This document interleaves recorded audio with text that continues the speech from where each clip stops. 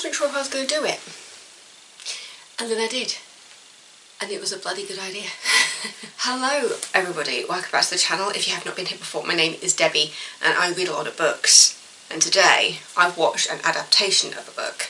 I watched the mini-series of Alias Grace that was made for Netflix. Read the book and I really enjoyed it, but I was umming and ahhing over whether I actually wanted to watch the series or not. There was a few questions in my mind of how they were going to do it, whether they were going to stay true to how the story was told in it being told in a conversation of flashbacks, or if they were going to just start at the beginning and work their way through. I was very glad to see that they still stuck with the structure of the book, with telling the conversation and then going back and kind of interspersing it all and overlapping it all, because I thought it was really, really clever to keep to that narrative, because the point is that you can't really trust what Grace says. Because it's historical fiction, it's based on a real person, but the author has taken creative license with it because we don't have all the answers.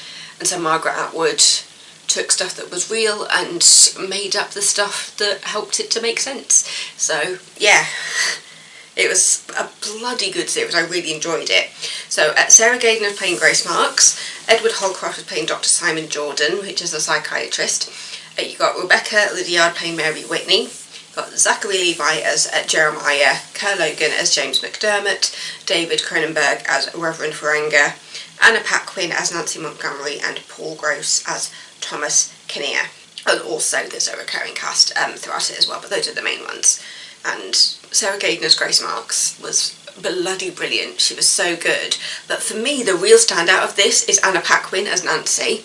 I did not clock that that was Anna Paquin until about halfway through. So like episode 3, episode 4, to be honest, was when I noticed it was Anna Paquin actually. And it was just like, she is a chameleon. She was so good. I couldn't believe that I basically didn't recognise her. But yeah, I just found her portrayal of Nancy like really good and creepy, and to the point where you kind of like it, but also you understand why Grace is so frustrated by the situation she's put in when she's hired by the Kinnear household.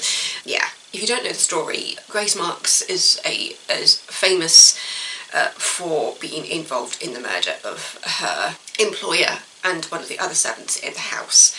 It was found out that the other servant in the house, Nancy, was having an affair with the master of the house and was actually pregnant when she died.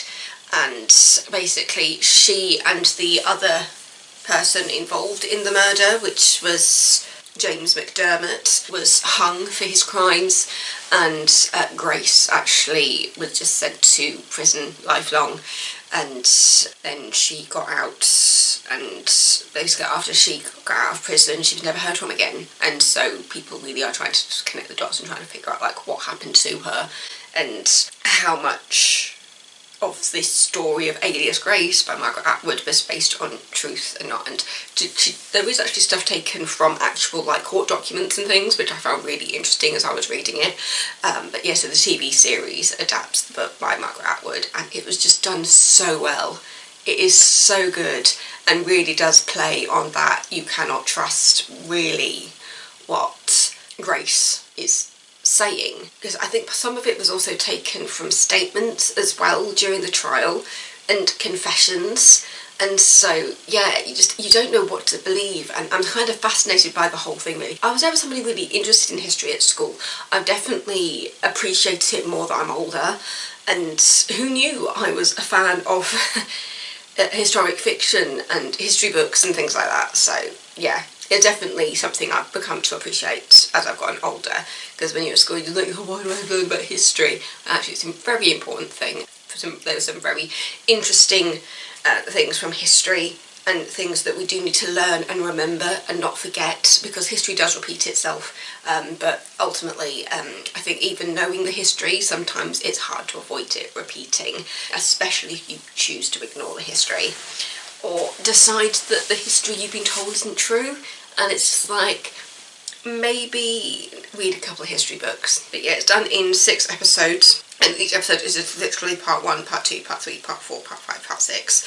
And so, just like the beginning of the book, You meet Dr. Simon Jordan, who is a psychiatrist. In the book, it's a conversation between him and another doctor, and him and Grace. And so the series shows you the conversation that Dr. Simon Jordan is having with a few people, to be honest. But the primary moments are Grace telling her story as Simon Jordan tried to determine what's going on. There are a couple of twists and turns in there as well as you go through, and one of the twists from the book is changed slightly from the series because it's not until the end of the book that one particular twist really comes out, but you get the twist slightly earlier in the TV series because you can see people. That's the main difference from the description. You wouldn't connect two characters in the book, but when it's played by the same person in the TV series, it's very easy to see where somebody may be pretending to be somebody else, which wasn't as obvious in the book, so I found that interesting. And I was wondering how that was going to be done, if there was going to be a way of revealing that later, but obviously it's difficult when you are going from a book to a TV series, because if you've got the same person playing two people, but it's not obvious in the book that it's supposed to be the same person until like the final chapter. Yeah. But yeah, I just found this so clever. I love that Margaret Atwood just makes an appearance in nearly every single adaptation she does. I think she was a producer on this as well, actually. But yeah, I just really enjoyed it. The fact that it's such a dark, disturbing thing, I just think it was just done so well to stay true to the history, to stay true to the theory that Margaret Atwood came up with to explain some of the inconsistencies. And I just thought it was a really good adaptation for staying faithful to the source material, both source materials in regards to the fictionalised event and the real event, while also having its moments of creativity by itself, like really just the costume, because it's period, just like I was just looking at everything with so much detail and just admiring it all. I just thought it was just so good. I really enjoyed it. I thought it was so clever. The fact that it was done 6 episodes, it's the perfect amount of time to tell the story in, because the book was quite long, if I remember correctly. I think it took a long time to listen to, I remember that. It was 15 hours and 58 minutes to listen to, and to be honest, I have listened to longer. I've just done one that was about 18 hours, so that was impressive. I think I've done one, I think it was one of the Eulina books, which to be fair, a couple of the Eulina books are quite long, but more than like the 20 hours to listen to. But yeah, I just think it's such an interesting story to take something real and try to fill in the blanks and try to understand it and try to figure out, like, was Grace a murderer? So it's just like with the twist at the end, you just that whole thing of just like, how much of it did Grace make up? And was Simon's analysis of what happened at the end true in any way? Or was it all a giant trick? It was just like there's so many questions left in your mind after reading and watching it. Because in the book, the twist with the is one person the same person as somebody else, in the book, you go into the final events of Grace telling her story. It's hard to be cryptic. Basically, towards the end, they bring in somebody to hypnotise Grace to see, because she has no memory of the events. She's asked to tell her story to try and fill in the blanks, but as in not just the blanks of history, but the blanks of her mind, which is a really interesting way to look at the blanks of the history, to say that it's a blank in Grace's mind as well, because obviously we can't ask her, she's not with us anymore.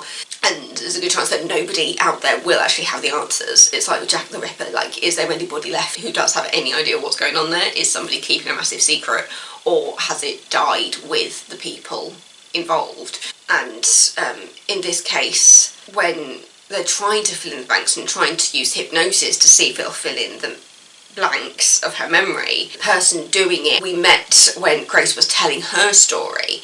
And so you're just there thinking, oh, is this a choice to bring it to have the same actor? Because you have to remember you're listening to somebody tell their story. Is this somebody that she knows? Or is this supposed to be a real person? And, because I mean, afterwards, I looked it up, I was just like, was Grace Marks ever hypnotised? But there's nothing to say that she was. So that is one of the things of trying to fill in the blanks of things.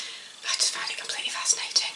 and I've really gone on to like a proper Wikipedia research deep dive into Grace Marks to find out what was real and what wasn't, and what is the fictionalised part and what is the history part. Yeah, when you've got a book that makes you want to look up like the real stuff, you know it's been done well.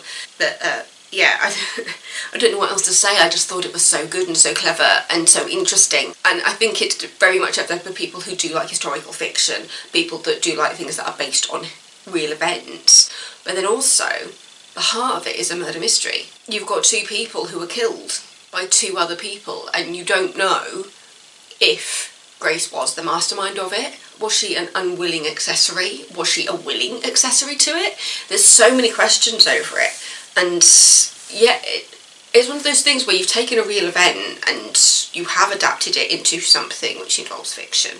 And I know I have my own opinions, and I think sometimes there's like an inward battle for me in regards to adaptations of real events, especially when it comes to murders, and like, is it glorifying the murderer, and like how much can we honour the victims of these horrific crimes? Because in this case, this does villainise the people who were killed, and you do feel yourself almost siding with Grace at her frustrations with the household that she was working in, because for the fact that we do know that Nancy Montgomery was pregnant when she died and that she had an affair with her master, and you can only imagine how awkward it would be to be in a household where you've got a servant who is wanting to be the master of the house, or the mother of the house. But Nancy was the housekeeper, so either way she would have been telling Grace what to do. Anna Paquin as Nancy just really showed a side of Nancy which I didn't quite get when I was reading it, but I just thought it was a really, really clever portrayal of that, the person and the character, especially because there were points when you needed to see them almost as friends while also being frustrated at each other for the situation they were in, especially because in the lead up to the murder it seemed that they did actually share a room, which implied there was also a bit of a friendship there as well as being frustrated with each other. Which makes sense, because in friendships you do get frustrated with each other sometimes. Yeah, it was really interesting at painting the relationship between Nancy and Grace, and also putting the big question mark over the existence of Mary Whitney. Did Grace actually know Mary Whitney? Was it just an alias that she used to get out of the country? Or was there an actual friendship there, which leads to the climax of the book, the twist of the book, where you find out slightly what may have happened if you take into consideration the possible undiagnosis of, I say miss/undiagnosis because the Dr. Simon, I think he refused to actually report what he saw.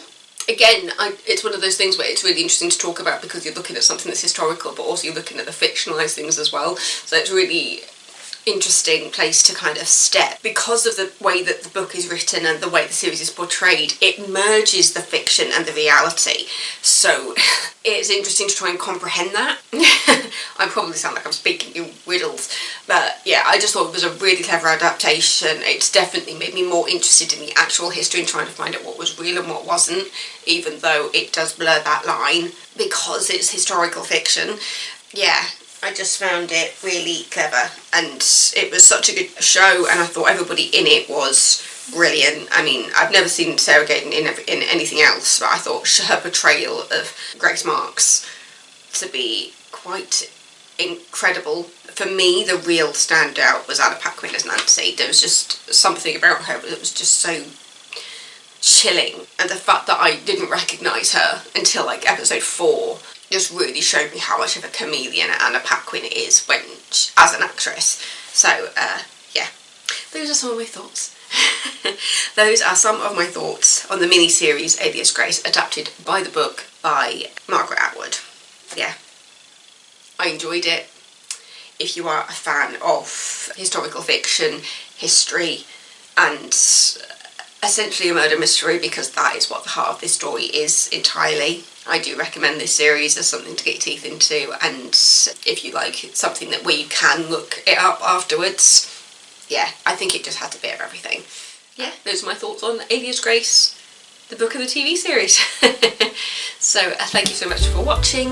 Don't forget to subscribe if you're not already, and I will see you next time with another video. Stay safe. I love you all. Bye.